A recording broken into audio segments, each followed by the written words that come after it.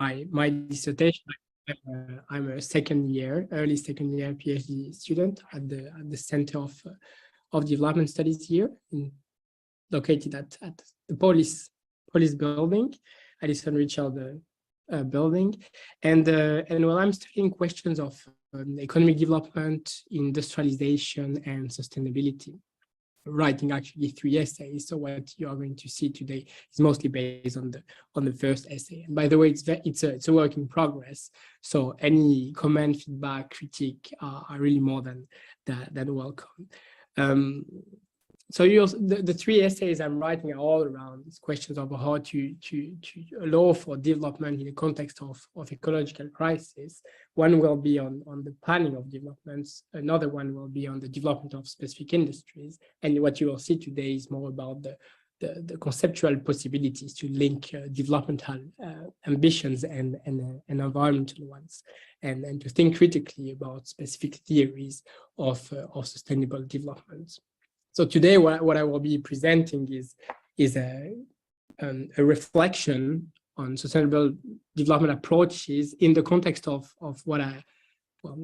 developing countries, what I will be referring to as the periphery or underdeveloped countries. And so that you know, and we're on the same page, I will not refer to underdevelopment making any type of value judgment or in a normative way. I'm using the term in more an analytical or descriptive way as it was used by early development theorists. So I will try to critically reflect on mainstream and dominant approaches to sustainable development using structuralist theory in development studies, both critically but also in a second moment more constructively, to try to potentially set the basis for structuralist alternative understanding of what sustainable development could be in the context of the peripheral world. So maybe we can start and spending one or 2 minutes letting me explain what I refer to when I say structuralism. So structuralist theory in development theory is an intellectual tradition that was particularly influential from the late 40s, early 50s to the late 70s, early 80s, and that placed a particular emphasis in understanding underdevelopment as structural condition that countries could face, certain countries could face, associated with certain problems and constraints and limits to them achieving a certain form of prosperity. And structuralist thinkers in studying underdevelopment came up with important theoretical contributions. First, the idea that the global capitalist economy is organized around 2 main poles. So developed, underdeveloped centers and periphery, 2 poles that are evolving parallelly, but that are also interdependent. And this was very important because it allowed to understand the specificity of the periphery, also looking at its relation with the centers. So fundamentally, structuralists also argued that these 2 blocks, these 2 groups of countries, were structurally different, and what that meant was that, and still means, that they fundamentally differ in some very important ways, and in particular because the centers are able to generate technological progress, to diversify their reproductive structure, to diversify the type of products that can make the technologies, whereas the peripheries are mostly defined by a lack of capacity to generate technological progress and a dependence on the export of primary goods, so agricultural goods or mining products, and sometimes also cheap labor in the form of products produced with cheap labor. So the effect of the structural differentiation is also that when we look at the interaction between centers and periphery, what we see a deep asymmetry form of what has often been called an equal exchange and a subordination of the periphery to the center, in the sense that the periphery is dependent on the dynamic of the center for its own dynamic, in particular because it imports all the industrial goods and, well, it exports what it has to export, which are in general, as I said, primary goods and cheap labor. And this condition was actually very problematic for structuralists, and they argued that in order to overcome this particular underdeveloped condition, that what was necessary was the development of the productive forces in the periphery in the form of state-led industrialization, so to increase the capacity to produce the technologies and the goods that were imported, and so capacity to substitute imports, but also to diversify the types of exports that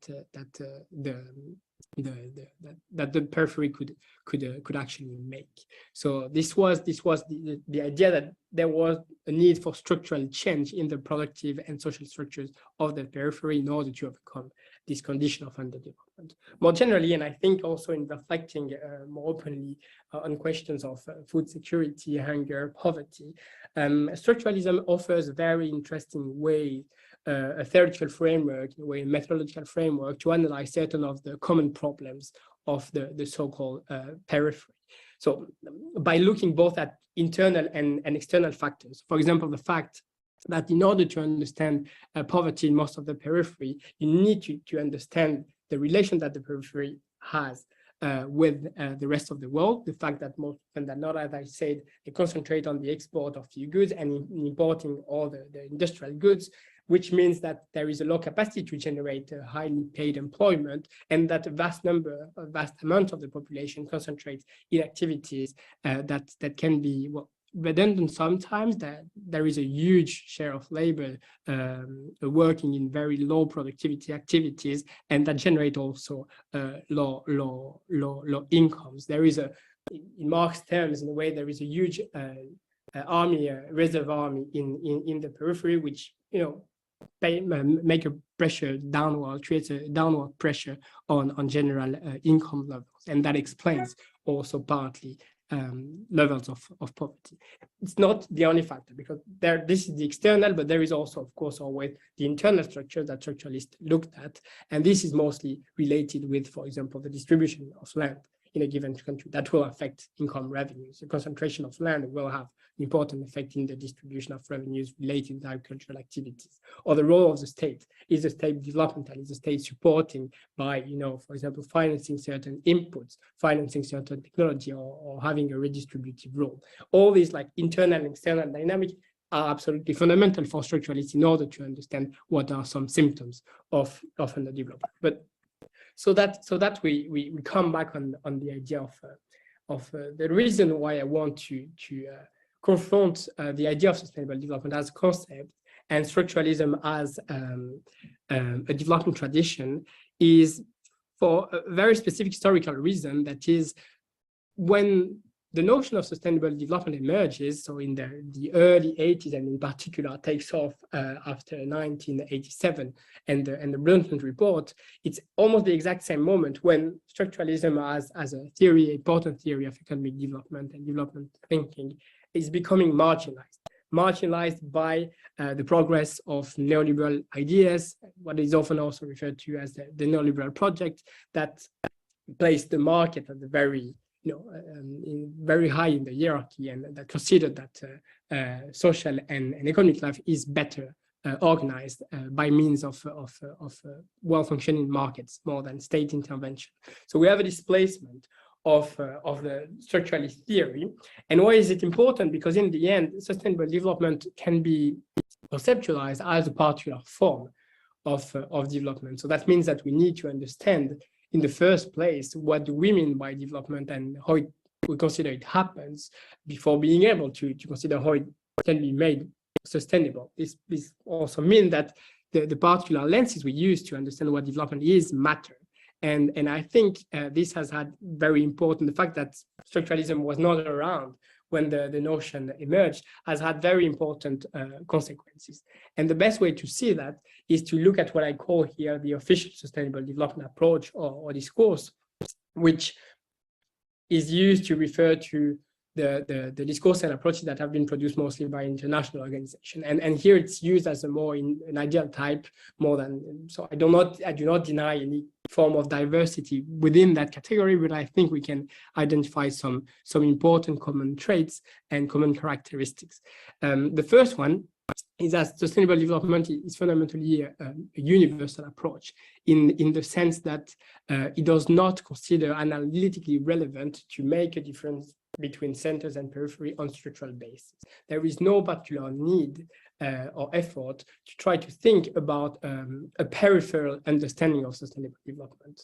Whereas for structuralists, this was absolutely central. There was a necessity not to build universal theories, but to build theories that would apply specifically to the problems of the periphery. This means that the argument can be that there should be different understanding because there should be different strategies for different countries in order to advance towards sustainable development, given a structurally different condition. The second important aspect of this official sustainable development that it's mostly apolitical. The question of power is mostly absent. The best way to say that is to refer, for example, to the Sustainable Development Goals, which are basically set and implicitly relying on an idea that there are some common finishing lines for every country, and every country is on a different track and trying to run towards that finishing line, but without being necessarily influenced by the other countries running on the left or on the right. Well, the reality is much more complex, and often what happens is that the progress towards sustainable development of a given country can create some constraints and important constraints for another country to advance towards the same goal, given the condition it is realized.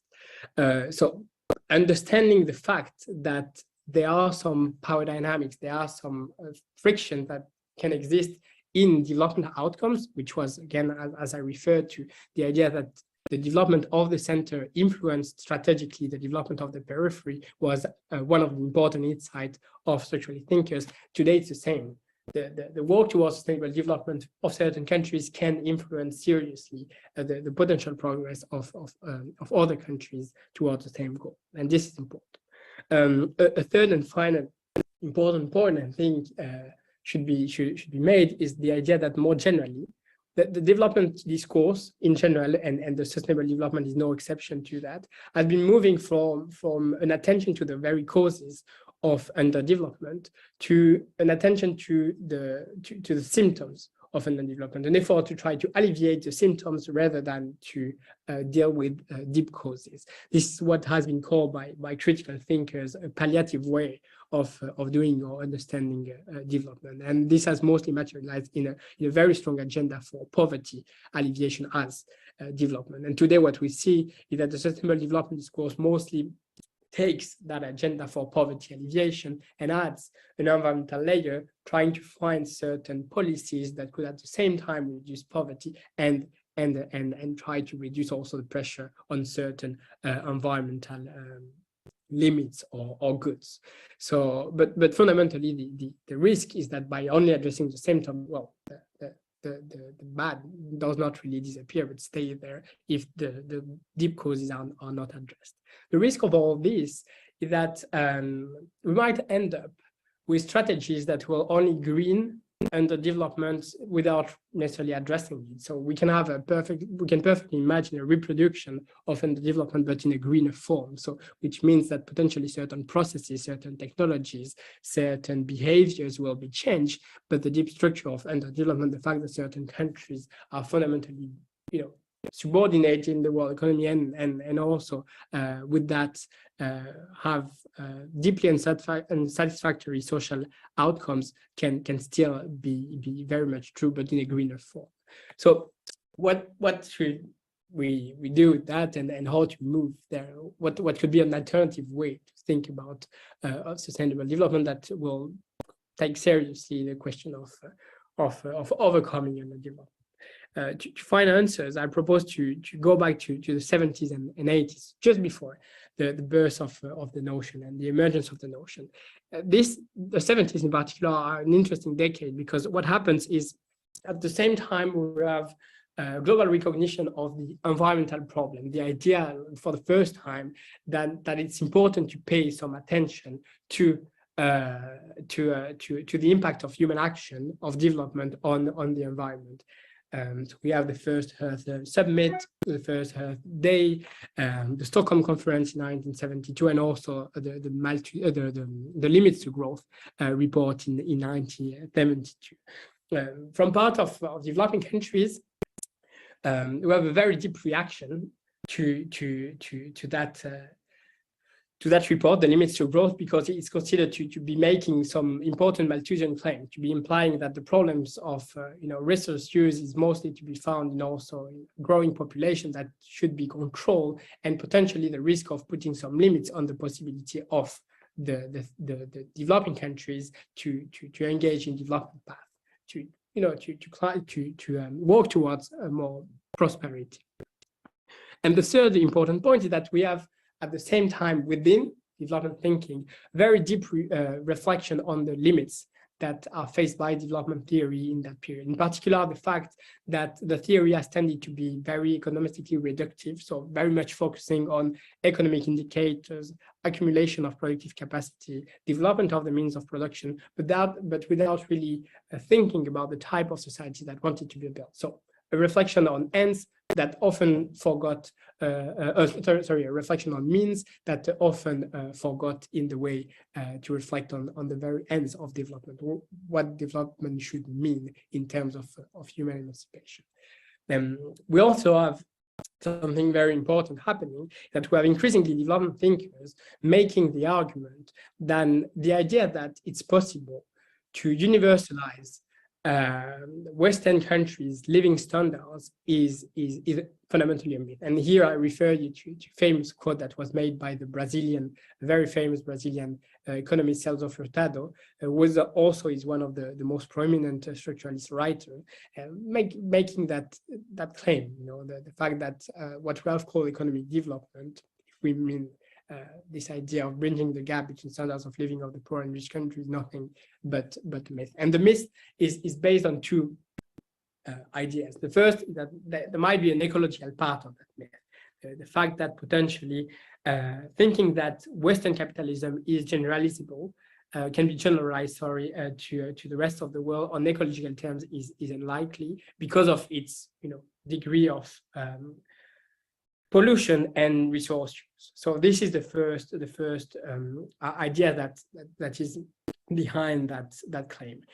But even not considering this possibility, structuralist thinkers were increasingly believing that fundamentally the dynamic of the global capitalist system is uneven and will never be homogeneous, will never allow for a complete homogeneity of, or much more homogeneity in living standards and a complete convergence of living standards. So you have that idea that, similar idea to Furtado's one, expressed here by Raoul Prebisch, who was the founder, in a way, of structuralism in development theory, explaining that it's a very serious contradiction, the fact that developed capitalism expands to take advantage of the periphery and not to develop it.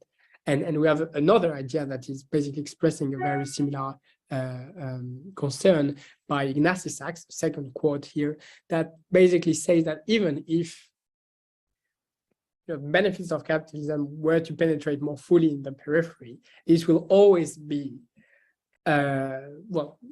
relying on a very important mass of the population in these countries that would not have access to its benefit. So we have a very kind of pessimistic reflection on what development is, it can be, and an increasing belief in the fact that imitative forms of development. So what we need to understand from this claim is not that development is impossible and nothing can be done, but more than trying to think about development as a pure imitation of what has been happening and what currently exists in so-called developed countries is deeply flawed and needs to be abandoned. So in all this context, what we see emerging is an idea or a concept, which is a concept of eco-development. And in a way, it's funny because it's the idea of sustainable development expressed in structuralist terms, and it's a form of sustainable development avant la lettre. So in anticipation of the birth of the idea that we currently know, and it's a structuralist understanding of what sustainable development could be. So structuralist thinkers in that period try to reflect in what it means to need to integrate development, to think differently about development, to think non-imitatively about development. And they come up with that idea of eco-development that was mostly theorized by Ignacy Sachs, a Polish professor. Now he's retired and he's also of French nationality. And this is the professor you see, the person you see in the corner. And eco-development can be summarized in around like four main ideas. So first, it was the idea that it was necessary to build self-reliant and endogenous styles of development. So to guarantee economic sovereignty over national resources and to develop the production forces. So this is the traditional idea of structuralism that is reaffirmed. But at the same time, it needs to be done by rejecting mimetic forms of development and affirming that development can be understood as a process of cultural affirmation. So refusing, in particular, what was very strong in that period was the idea of refusing to import the consumer society in developing countries, and on the contrary, to try to think about other forms of development that fundamentally differ from the ones that we can see. So refusing radically this idea that development is a linear process where every country needs to, so certain countries are late in the development game, but they will become, like the ones that are in the first position if we wait. So this idea was rejected. And the idea that was preferred was the idea that new forms of development, alternatives to development, alternative developments needed to be found. So the second important pillar was the idea that production needed to be politicized, and there needed to be some deep reflection on why we produce at the level of society, how we produce, and for what, so for example, are we producing agricultural goods for export in order to finance certain imports, which then implies to think, okay, but these imports, can we try to to replace some of these imports by domestic production? And should we abandon certain imports because, they are not valuable, or we should, try to avoid them, etc. This deep reflection, which was also a reflection on the type of technologies that needed to be selected in the development process. So technologies that needed to be mindful of both social consequences. For example, in agriculture, should you privilege capital or labor intensive technologies, but also ecologically mindful in the sense that also being very attentive to the potential risk that certain technologies could pose to the biosphere. This reflection on the politicization of production was to be accompanied also by a deep reflection, and this is also linked with what I've been saying on the styles of living. And this was very, very strongly defended by Ignacy Sachs, who say that at the very heart of any development project, there needs to be a deep reflection on the use of time a society wants to have. All time is to be organized and shared, and to what activities should time be devoted. So this is just to mention, because it's very utopian, but at the same time very inspiring in a way. The third important element was the concrete integration of the environmental dimension in development thinking, in development planning, promoting circularity, promoting renewability in the use of certain resources, and really to recognize epistemically the environmental dimension of development. The last point being that of trying to build a different international economic order. This was the decade when there were very strong reflections on the possibility to build a new international economic order. So one that would be less unequal in terms of the economic relation it implies between countries, and more cooperative and equitable, and one that would allow for selective participation in order to also protect population against, for example, the deep liberalization that could have very strong and detrimental effects on local populations, on local producers, due to the depressing effect it had, for example, on prices. Trying to build an environment that would allow for these development ambitions to be realized. So just as a matter of a conclusion, I think it's important to reaffirm that structuralist thinking is absolutely central to understand the problems faced by so-called underdeveloped countries, peripheral countries today, including the ecological question.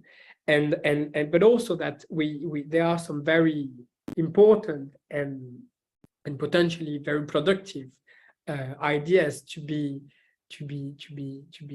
found in the early development, structuralist reflection on the environment that happened just before this tradition was displaced by other counter ideology or counter theories that led to the fact that these theories have largely been forgotten and left aside. Thank you very much. Thank you, Baptiste. It's very fascinating to see the theory behind international development in a way. And I just wanted to ask you a quick question because we started talking before everyone arrived. So you're going to do field work next year. Yeah. And I'm wondering, in Brazil and Argentina, as you said, right? Yeah. How are you going to apply the sort of the theory? Because I understand this is obviously very theoretical. What are you going to carry out there? What sort of field work are you going to do and connect theory with practice? Well, so this is a little bit the specificity of my dissertation, so that I organized it around 3 levels of analysis in a way. So one is theoretical, is this one. The second one is more about planning, so trying to see how concretely in Ecuador, using the Ecuadorian case, trying to see how these potential visions could have been applied or intended to be applied in the context of Ecuador by using the state to try to link these developmental and environmental dimensions.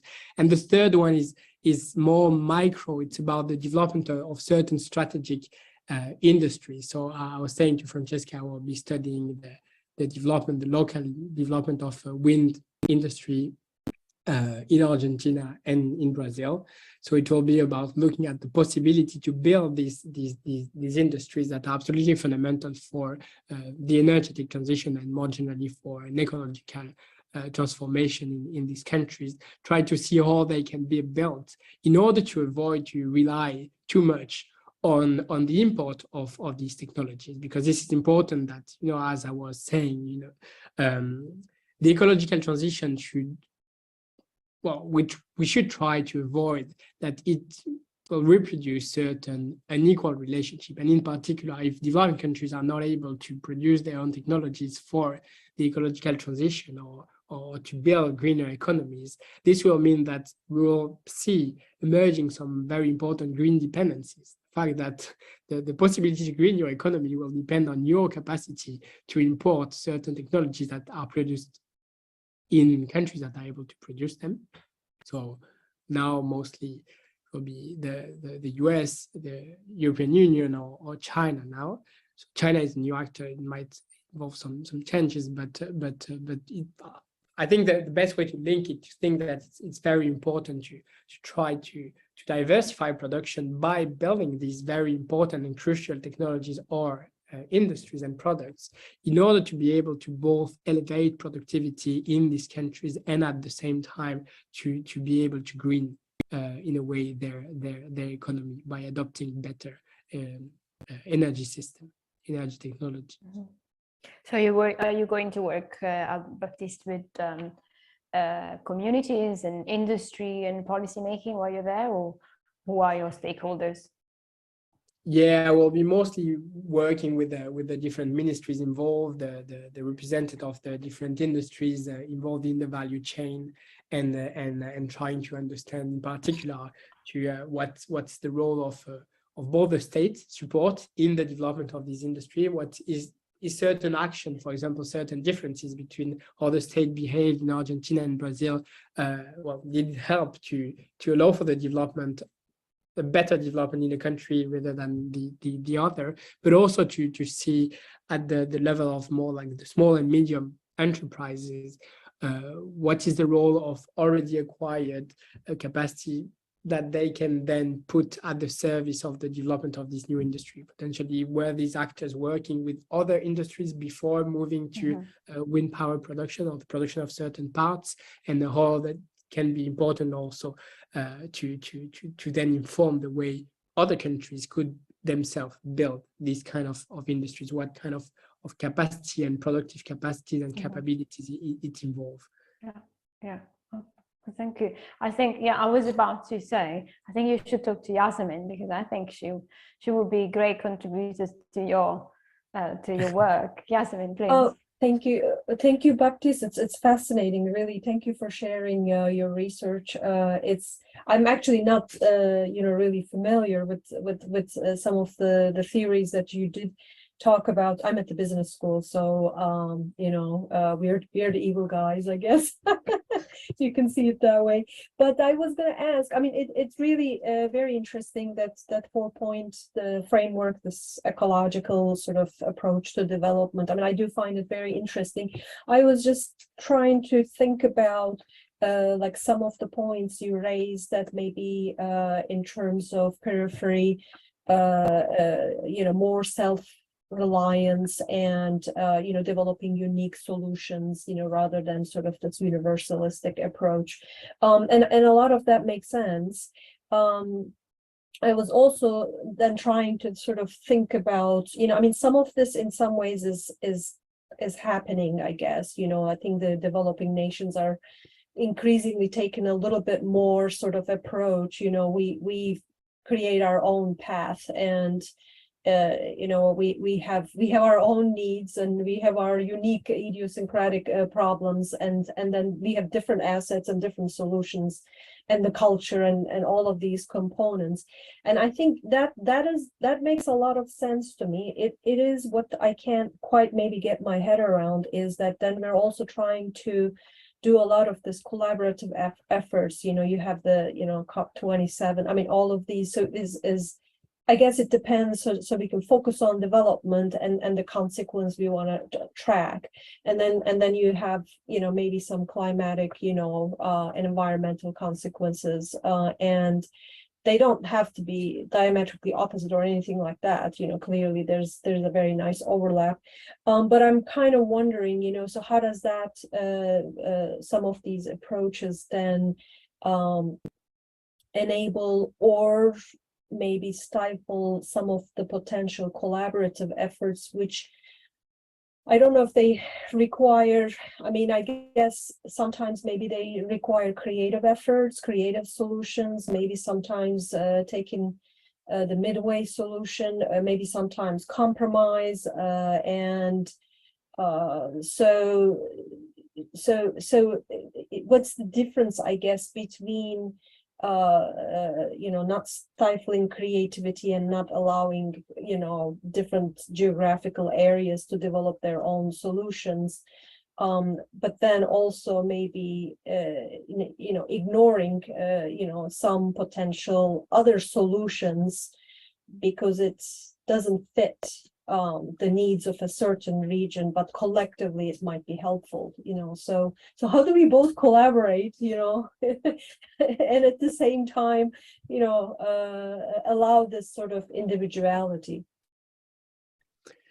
Well, thank you very much for this question. I think it's important, and I think to emphasize that I think it was at the very heart of what these people were trying to think about at that period, which was interesting because it was really the early days of ecological thought, global ecological thought, and they were trying to think about it not in a way, it was not the idea that there was necessity to build kind of autarkic societies, or to only say, I'm on my own way now, and leave me alone. I will build my own road. I don't need the help of anyone, and I don't want to collaborate. On the contrary, actually, what the last point is very important, because they were putting this emphasis on the idea that at the same time, or even maybe it was conditional, the possibility of building different roads was conditional also on the creation of an international system that would allow for more collaboration, real collaboration, and for more equality in participation. That would try to level the playing field in a way without reinforcing certain differences that would, for example, allow certain countries to build their industries without imposing sanctions that would not, allow them to build them. Then around the questions of more technologies and the solutions that could potentially not be solutions that are particular to a given country, I think this particular emphasis they made, the eco-development thinkers, the structuralists, was not in the impossibility of using any thing that could be collectively used. It was not about like rebuilding everything and making everything its countries its own. It was about selectively choosing what would best fit with the development and environmental necessity of a given country, which would mean that it would have to interrogate what are the conditions locally to apply certain technologies, because we know that technologies sometimes they're also deeply dependent on certain geographies, and their application to other geography could have adverse effects that were not necessarily anticipated. They kind of embodies the geographical content and also the sometimes even a cultural specificity. But this is not a debate. But this was the idea of these people at the time, that some critical reflection needed to be happening in order to select the technological, industrial solution that should apply domestically, and that at the same time as this internal effort was being produced by these countries that needed to elevate their living standards in a way, a parallel effort needed to be built in order to be made in order to create an international system, in particular that would allow for, and that would in a way force the hand of developed countries to directly help developing countries to bridge that gap at the same time as it would allow them to build these different paths. But this was absolutely fundamental, but it needed always to involve that kind of and to recognize that research of autonomy. The fact that, as I was saying in the answering before, that for example, the idea that maybe importing some green technologies from developed countries would not be a problem, but it becomes a problem if it involves a renewed relation of dependency, for example, because then it's not really a shared effort. It's more the fact that certain countries dependent on buying something it cannot produce. So it's a reproduction of what was already happening. So in terms then on collaborations and real collaboration and equal terms, there was absolutely no kind of contradiction, I think, for that. It was a mix of global collaboration and mutual aid in a way at the same time as the research for independent path, but that would be independent in the cultural aspect of it, but dependent on the others because, same planets, similar effort, collective efforts were needed. Thank you. That's very helpful, and it's also quite fascinating because one can very easily think of it as paradoxical, but I think you're saying it's possible to engage in both, and actually that's what's required, both collaborate, but at the same time, ability to choose the solutions. Yeah, I got that. Thank you. I think the line is thin, like it can easily, this idea of self-reliance and research of autonomy can easily become, rather dark project as well, which was not the case of these thinkers that actually to make the mention of it. Most of them were linked with the UN system. They were mostly not formal academic thinkers. They were often academics working for like in between academia and the UN system. So they were very much thinking from the perspective of the possibility of building a more equal order, a more equal economic order, and that would recognize the necessity for certain countries, to have access to a certain form of prosperity. So I think this in a way is hopeful as well, because it was not, it's not a theoretical effort that was made by a kind of very chauvinist politician in a given country in order to find a way to just become independent and be autarkic. It was very much to be replaced in a general effort to build this equal order. Thank you, Yasmin. I will put you in touch if you don't mind. Maybe you can even continue the conversation. I think it'd be great, and I'm sure Yasmin will be feeding a lot of her experience. Francisca, you raise your hand. You also wrote your question in the chat, but if you are able to pose the question yourself, that'd be great. Okay. Otherwise, I can ask it for you. I actually have two questions, because the first one that I wrote in the chat was before Yasmin spoke, but then I thought of another question. So I hope I'm allowed to ask them both. Okay, so I'll start with the one in the chat. Yeah, I'll just read it out so everyone can see it and it goes in the recording. You mentioned that capitalism, or at least certain forms of it, the ones that are in place right now, rely on a periphery that can't ever really catch up, because we're relying on the resources there, we're relying on cheaper labor there, and so on. And I was wondering if that dynamic is currently exploited across industries, or if there are certain industries that are more heavily reliant on it. So I can think of, for example, the fashion industry that in its current form practically cannot work without extremely cheap labor in developing countries that it is exploiting. But when I think of agriculture, for example, the picture becomes a bit more complex. For example, the agriculture in my home country can't work without exploiting developing countries to produce animal food. It just doesn't work because we could never grow it. But on the other hand, the place where I live is fairly self-sufficient in terms of plant-based products. So I was thinking, has anyone looked into how this dynamic is actually necessary in certain industries or not? I think it would be quite informative in picking up where we need to develop and focus. So it is the first question, or? Yeah, that's the first question. Sorry, it was quite long. Yeah. So do you want maybe to ask for also the second one, and I will take both. Yeah, the second one is more related to Yasmin. I hope I'm pronouncing your name correctly. Sorry, idea. And I was wondering, we're talking about development here in economic terms mainly, but you also noted that there's an increasing sustainability component that is necessary. And it got me thinking, because in terms of economic development, there are obviously these huge divergences. In terms of sustainability, though, I've begun to doubt more recently that industrialized countries are actually doing that much better. On the contrary, they're not really. So if we're including that sustainability approach into development, isn't that A, something where industrialized countries also need to catch up a lot, which B, means that there is a lot more opportunity to work as partners and less in terms of donors and recipients in terms of international development?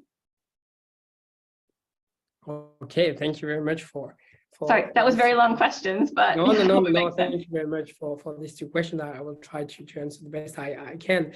In terms of the catch-up and the reliance of in general of developed countries on the periphery, this is very structuralist thinkers were thinking in very aggregate terms.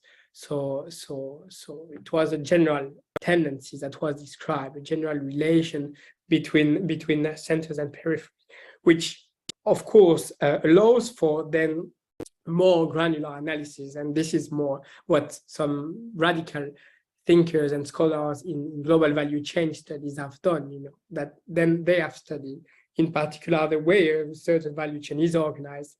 And of course, it's in certain industries, in certain segments, in certain sectors, it's much more exploitative in a way. You have a lot of segments that rely deeply on cheap labor in the South. For example, the garment industry, you said fashion, of course. In terms of electronics, it's also very common. Then you have to see how deep you go in the value chain. But you can always say that most of the electronics also depend on the extraction of certain materials in certain countries, because these minerals in particular are not necessarily evenly distributed in the world. So any country could not say, okay, I will try to just build my own supply chain by extracting nickel at home, because maybe they are not necessarily huge nickel reserve or not at all, So you have that degree of extractivism in a way in the relation between or dependency in the relation between the centers and periphery, that varies. Agriculture, I would say that yes, it's probably one of the specific sector, because a lot of countries have been able to be fairly self-sufficient in their agricultural systems, and are not necessarily always relying on inputs from the rest of the world. And actually, I would say that there is a very strong sometimes dependence of peripheral countries, in particular when they adopt very capital intensive forms of agriculture, because they often themselves are relying then on more, like, again, the access to certain technologies or to certain inputs that are mostly produced in developed countries and not necessarily produced at home. So just to give a quick answer, yes, it very much depends on the sector. In certain sectors, it's much more visible. I think still this idea that there is a general and structural relation of dependence, interdependence, but dependence of the periphery on the centers, and form of exploitation between centers and periphery is still true on aggregate and structural terms. Then on the question of catching up, so if I understood you right, you were thinking about potentially reversing the idea and saying that there should be a catch-up of developed countries with the periphery in terms of sustainability. Was it? Not in a way, maybe. So in terms of economic development, we currently there's still this very strong idea, and having been around developed countries, I can see why, that there needs to be some catching up to be done.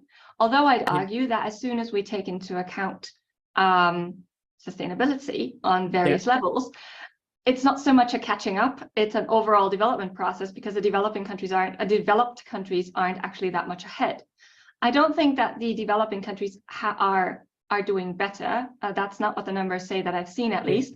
But I do think that we all need to develop together. And I was wondering if there is this sense that it's more of an option for partnership, or if people are still stuck in this old donor-recipient thinking, even when it comes to that. Well, I think what the important point, and actually I did not mention it in the presentation, but these thinkers, the structural thinkers working on the question of eco-development, they were mentioning very often the idea of it was mostly used in French, mal development. So wrong development in a way of developed societies. So it was not that they're developed because they are better in any way. In many aspects, they went also in the wrong direction. So they would need to redirect also their development models. When, of course, I see some, well, as I was saying, I see some room for cooperation. But I think, so let's say that on the one hand, we have underdeveloped countries that potentially need to reflect on the sustainability of trying to reproduce presently existing models that are existing in developed countries. And as you said, they are not really doing well in sustainability terms. This is why they were arguing, and this was very strong when I talked about the myth of economic development and its ecological part. They were increasingly recognizing that on ecological terms, this was probably something that was impossible to do, which meant that there was necessity to rethink development, not as catch up, but as something else, which would involve elevation of living standards, of course, which would involve also the diversification of production in order to gain more autonomy and not be dependent on all these imports. But that would then involve thinking about other lifestyle patterns in a way. And there, I think, yes, there are some room for convergence, because in a way, although they will not take the same roads, because one, and again, this is a very structuralist argument, but you cannot think in similar terms and you cannot think of similar patterns in structurally different countries, but you can consider that the end point in a way will have a very similar characteristic, because it will be about being able to build forms of prosperity that will be sustainable as well.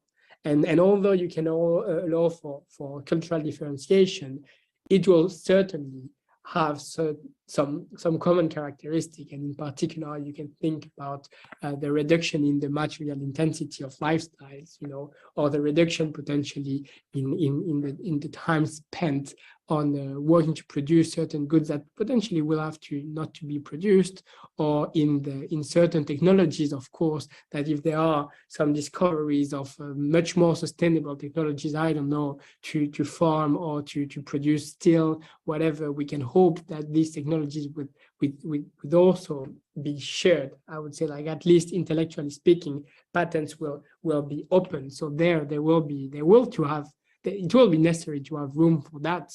Otherwise, the risk is that, first, the problem of climate change, which is the most pressing, but more generally, the ecological crisis will hardly be solved on equal terms. Because the other option, the alternative to collaboration, is more like, which is a little bit more darker, is a form of triage. Certain countries build sustainable fortress, whereas other will be negated the possibility to develop because it will involve environmental pressures and would be let, in a way, in very precarious situation, which can then also lead to some serious fatalities, etc. So I don't know what is the most likely. I don't see the collaborative path today to be necessarily. I'm a little bit pessimistic on that aspect today, in terms of the collaborative path. So COP27, for example, these are important moments to deliberate, but still, today the patterns are mostly nationally defined, and I always have in mind, an initiative that was done when thinking about collaboration, that was proposed by the Ecuadorian government to protect, I don't know, maybe you are all familiar with this initiative, which was called Yasuni, ITT, a proposal of the Ecuadorian government to say, okay, we want to exploit certain oil reserves that are in the Amazon forest, because we need these revenues in order to finance certain social programs, and we need these revenues in order to try to industrialize, to escape our underdeveloped condition. And they said, okay, what we propose is that we don't exploit these reserves, but what we want is a monetary compensation that would be made by, a global effort in order to protect the Amazon from this exploitation, but still for Ecuador to be able to receive, at least, I think it was 50% of the estimated money that could have been made out of the full exploitation of the reserves. Well, the initiative, I don't remember the exact numbers, but I think Ecuador received less than 1% of the total sum it needed, or it asked to the global community in order to preserve a global common. So, in a way, I hope this will rapidly change, but today, unfortunately, this path towards collaboration is well, if we want to be gentle, mixed in a way. Thank you for the very detailed and considerate answer. And sadly, I'm not surprised to hear of the approximate numbers you've just mentioned for the Ecuadorian initiative, because of course the other side would immediately say, why should we pay you for doing nothing? I guess that was the main hiccup there. Yeah, but again, which was what it involved, it was very, very close to the ideas I presented. The fact that Ecuador wanted the world to recognize its right to also, develop, even just in per capita terms, and just being able to because the country is currently not able to produce much of the good it would need, and relies on certain natural wealth in order to generate some incomes. The argument was that, okay, we want to engage in certain reforms, we want to try to diversify, we want to elevate our productivity, and we want to elevate our general per capita income in order for people to live better, for people to escape poverty, to have better health condition or nutritional status. And well, to accompany our development project in a way, we need these resources. We are willing to protect this global common, but we need help, and we need you to consider that it will be a global effort to protect this common by at the same time recognizing that as Ecuador, a developing countries will still need to receive, some money out of potentially these resources, because this is what we are depend on today in order to grow, or in order to generate incomes. So if we want to be able not to use these reserves, we will need kind of a compensation which would amount to a global effort to protect a global common. Yeah. But yeah, as you said, and you're right. Well, at the end, you are close. You are close to what actually happened. That nothing concretely happened to finance that proposal. It's a bit of a catch-22, really. Milorad, I think you've had your hand. Yes, for a little while, I'm afraid we had to wrap up. Can I ask a question? Yes, of course. I'll be very brief. I'm veterinarian, and my question is going to be brief. First comment: fascinated with your presentation, and I agree with the comments of Yasmin and Francisca. And my specific question now, being a veterinarian, about radical thinking. Does anybody think radically around the world? And then what is your personal opinion about making a food production as a primary, water and food production as primary needs?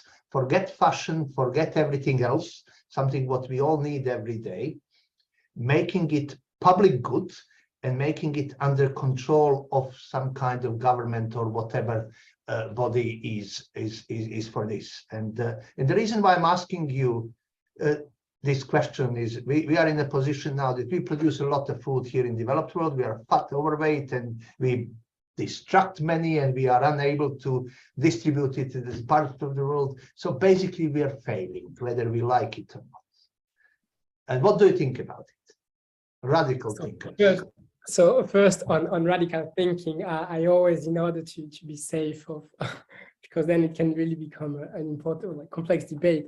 I always refer to radicalism as, the very etymology of it, to try to find the roots of a given problem. So radical thinking for me is try to address certain causes, certain roots, rather than only symptoms. So this is how I would define radical thinking, and I think it's not necessarily that there is a lot of radical thinking around, but it still exists. I personally believe. In terms of then the organization of the food production system, I think this will be a dream outcome. See, if we were able to consider that there could be an intergovernmental authority that will decree that food production and the access to decent food is a universal right, and that any person on earth should be allowed and should have access to that. I don't know if you define it in nutritional level or in types of basket of food, should have access to food, and you redistribute the food production in equal terms. This would be the best option. And to be honest, these, again, to link that to the presentation, these thinkers, they were asking for that. They were saying most of the resources, most of the environmental problems that exist today are problems that arise because of unequal access to resources, overused by some, underused by others, whereas a more equal access would at the same time increase, human emancipation and human access to basic needs, and at the same time potentially reduce some important pressures. So yes, I do think it would be a marvelous option, and it should be a priority in the sense that yes, today thinking about I would say that not thinking only about basic needs, because then it can become a very restrictive way of envisioning human emancipation, just thinking, okay, just the basic. There needs to be also a reflection on more general needs and even a nationally determined discussion on needs, in order for different cultures to have different countries to have different understanding of needs. It needs to be participatory defined and democratically defined, I think. But on certain basic needs that are defined as, a global necessity for the world and to be organized under a public body that would be intergovernmental. Of course, I follow you 100% on this proposition. So if that can happen, I think, yes, we would already have made a very big step towards a better world grand terms. But again, I'm a little bit skeptical because again, like the structurally thinking is about power dynamics. I'm a little bit skeptical about the interest of some powers in pushing for that. I think for this to exist, there would need to be, and I don't say it cannot happen, a rebalancing that would give much more power to those in needs today to influence the powerful, to accept certain concession and to accept that potentially this would be one of the ambition. I'm hopeful. We can hope that this might happen, but it's also about power in the end. So the likeliness of it is Thank you. I'm skeptical too. I'm skeptical too. Yes. Thank you very much. Thank you. Yes, there has to be some trade-off, really. That's the whole debate of food sovereignty, etc. Right? But I'm afraid, I'm so sorry that we have to close. It's come to 3 o'clock, and it was a great discussion. Thank you so much for participating. Thank you so much, Baptiste, for sharing your work, and good luck with your, field work in South America. And it'd be great to hear the developments of your research. So thank you. It was a pleasure. Thank you very much for the questions, for the invitation. It was a great discussion. Thank you. No, thank you. Thank you, everyone. And have a good weekend.